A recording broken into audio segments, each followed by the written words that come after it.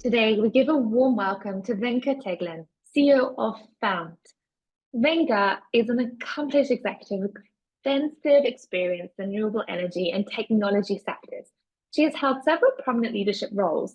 Now, as CEO of Fount, Wenche is focused on advancing the company's mission to deliver state-of-the-art solutions for EV charging infrastructure and fleet management.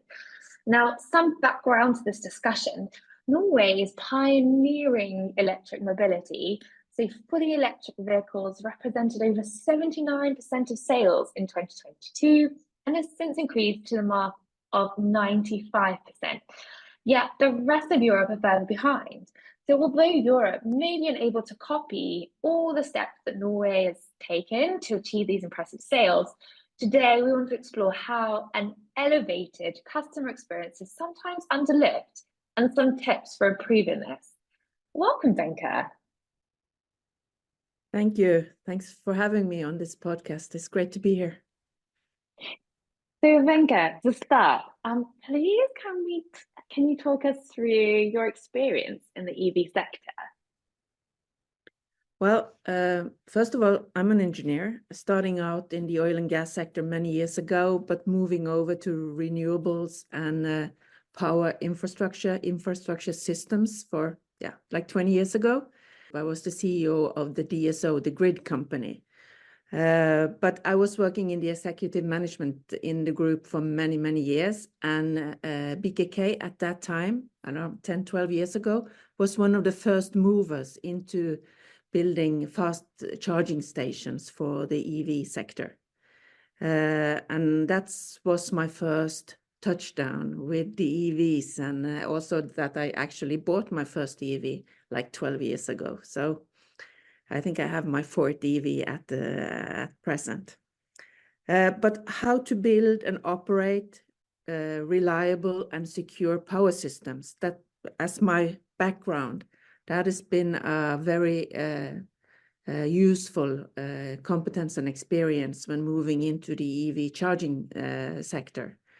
So it's not a long way to go, actually. There's the same challenges, which we are going to talk more about during this podcast. So 3 years ago, I started this company called Fount, which is a charge point management platform for EV charging. And today we are focusing mainly on electric fleets, but we have been trying to really move into the user segment and try to build solutions which make it easy for the EV user to get the car charged. So it's been kind of a very driving force in the company from the beginning. And in your opinion, what are the current stumbling blocks to the EV market? I think we, first of all, has to understand that the mass market is already here. So we are not it's not the first adopters anymore. It's like my father, who is in the 80s. He needs to charge his EV. So it demands a kind of a much more approach around simplicity, reliability, and making the user experience as seamless, as simple as possible. So first of all, access to the chargers is essential. Closed systems is not nudging access. I guess we will come back to that subject. And also reliability and uptime of the charging infrastructure. In the beginning, in the first years when I had my EV, range anxiety was kind of a very dominating topic. But today, I think the range anxiety in the Norwegian EV drivers are kind of disappearing. But now we are getting something like charger anxiety, because when we stop, the charger must work. And if you are adding queues into that equation, and you stop at a charger, doesn't work, you have to relocate yourself into the queue again, and it's making a lot of issues. But the biggest challenge of all is the inconsistent user experience. We have too many closed systems and far too many apps. And it's making very complicated to get access to the chargers. I think I have around 25 apps on my phone. But when I start charging, I just want to plug in and pay as simple as possible. I don't want to download an app or find out that the app I used 4 months ago is not updated anymore. So I have to go through a updating sequence, or I have to download a new app. And these are kind of issues that I think we really need to understand is not helping the transition. I have a good example if we have time for it, but I was driving through Europe this summer and was stopping several times at the Nice airport because I was picking up family and guests who staying with us. And they have a closed charging system. None of them was in use because you needed to pick up an RFID card at the airport to be able to open up the charger. And who is doing that at an airport? I mean, you are there just randomly. And so none of the chargers were actually in use. So I think that's a good example. Yeah, I also would like to say that we are working a lot of focusing on fleets, electrification of fleets. And then new hurdles are introduced because the logistic and transportation companies, they need efficient solution. And even though studies are showing us that the electric fleets are more cheaper in operation, we are introducing new problems when it comes to combining logistics and charging operations. So that requires a whole new thinking of how to charge fleets. So that's also a hurdle which needs to be solved. I could also mention more like pricing transparency. You want to know what it costs when you charge. That's quite hard today on many charging stations. Another increasing problem, which we are hearing a lot about, is fraud, because the closed system is not giving the transparency that you need. And the last issue, which is bringing up a new requirement for new solution, is cybersecurity. You are connecting, it's the Internet of Things. You are connecting many chargers into a system. You have many open APIs, and that creates a total new thinking about how to secure the system. And here I think the experience and the know-how from the power industry is quite useful. Thanks. There's a lot of hurdles. So I know that you have thought about 5 of your top and most pressing ways of elevating customer experience. Can you talk us through your number 1, please, your first solution? Well, let's start with the improvement of the reliability of the charging systems, because that's one of the biggest challenges I think the European EV market or the global market is facing. There is a lot of technical issues and frequent outages of the charging system, or they are simply too slow. And all of these elements are kind of frustrating the user and making it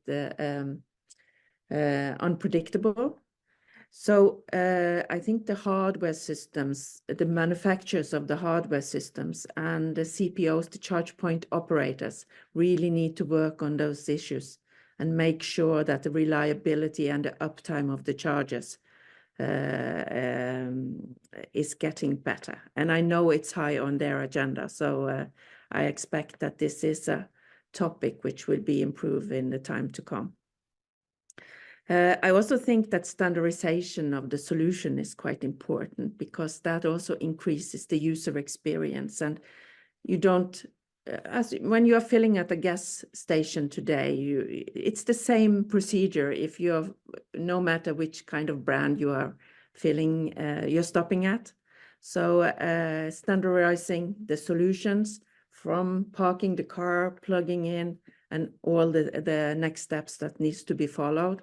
That's really important. So that brings me over to streamlining the user interfacing and go towards more open payment systems. And just imagine if you could meter charging infrastructure system where you just use either your favorite app. You have one app and you can use it everywhere. Wouldn't that be a dream? Then you know that this is, and if you combine loyalty programs into this, it's quite a unique business opportunity for the charging point infrastructure owners as well. Or you simply can use your bank card, use your Apple Pay on your phone, or there is a simple QR code on the station which just leads you to a simple and most used payment systems. That is not the case today. And I think there is a lot of things to do in this area. It would eliminate the need for multiple applications, subscriptions, and allowing the user to plug in quite hassle-free, no matter where they are. And it will remove some key barriers to this smooth user journey. That's great. I mean, there's also some opportunities there when you simplify and incentivize.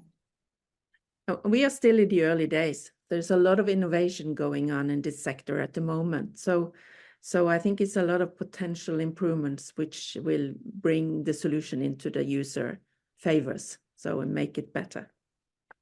Yeah. I would also add supporting private charging solutions, whether it's homes, apartment building, workplaces, or wherever.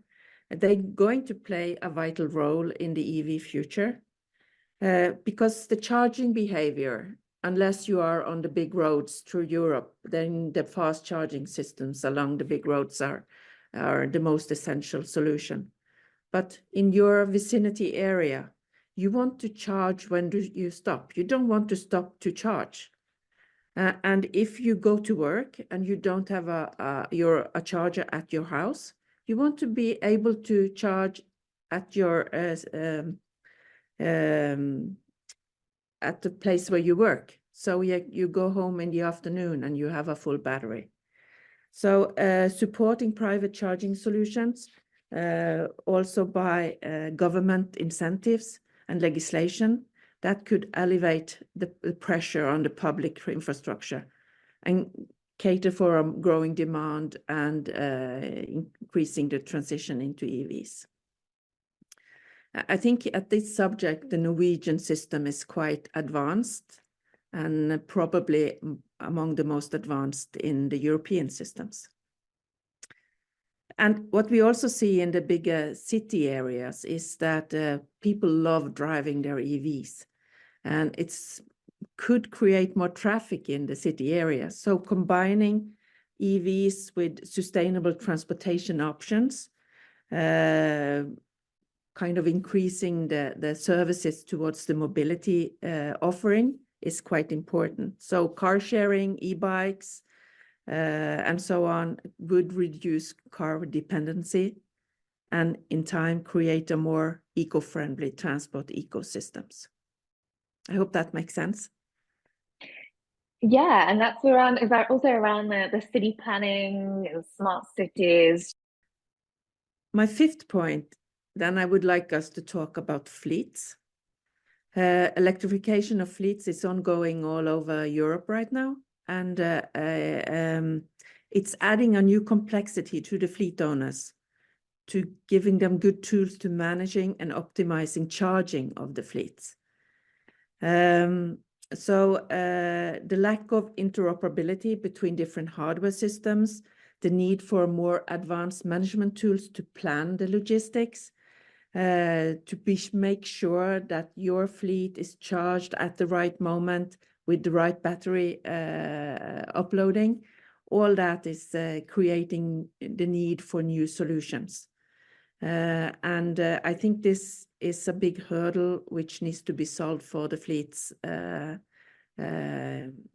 a short time to be able to promote the electrification of fleets. So in Fount, we are working with several bigger logistic companies and working very closely with them to find and develop the good solutions for supporting their main business, which is logistics. So that was my fifth item. In conclusion of the top 5, We have number 1, which is reliability and uptime. Number 2 is standardization. Number 3 is streamlining of interfaces. Then we have the support of private charging infrastructure, which is and really rolls into that, combining EVs with public transport. And then your final point was around fleets and their hurdles. Yeah. Perfect. That's a good summary. Good. Okay, we've got the headlines of the areas and on all the opportunities that come through. So, in conclusion, if electricity is the new petrol, gas, charging needs to be easier than filling up your car at the gas station, and that also includes, I think that's wider, and it includes the payment and the link with the public transportation. And that is that's a good punchline, because I think strongly it will get easier than pulling the gas pump into the car, because we are also getting closer to what we call plug and charge solution, that when you plug in the car on the connector, the system recognizes the car, and then all the payment and the charging will be quite seamless. Tesla is the ultimate solution on that today, but we will see solution among all the car brands in the future. It is coming. So it's going to be easier than using the gas pump. Thank you so much.